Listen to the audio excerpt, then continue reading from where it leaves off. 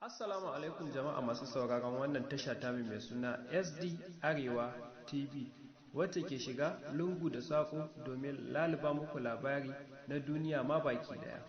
Amma mai sauraro, kakkamanta ka danna mana alamar subscribe da kuma makaɗin sanarwa.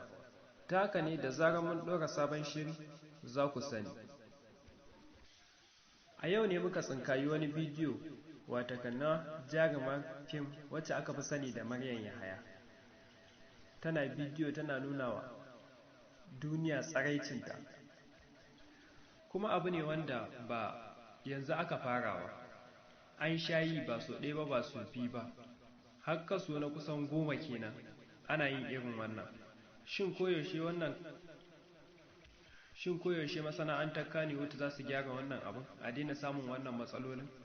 Hakan yana nuna kenan jarumai mata ba da kuɗin fim suke samun kuɗi ba kenan, da wani kuɗi ne ta daban, ko kuma a'a wata sabga kenan ta daban ta baya.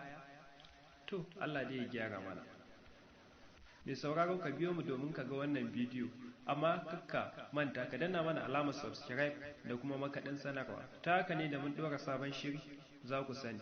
Ka biyo mu domin ka kalli wannan bidiyo